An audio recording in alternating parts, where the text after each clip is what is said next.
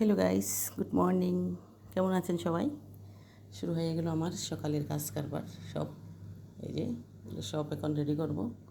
কিছু ফ্রিজে ঢুকাবো, কিছু কেটে বেছে রাখবো।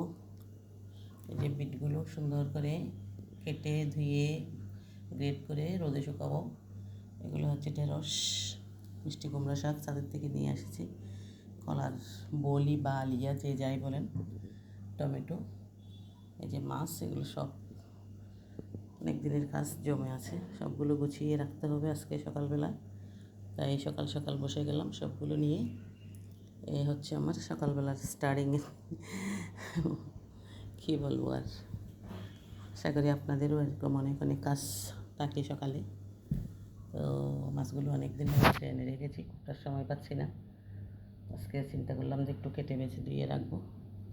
এগুলো আজকে সব রান্না করব না, কিছু রান্না করব, কিছু হচ্ছে এই ফ্রিজে কেটে বেছে ঠিকঠাক করে রাখবো।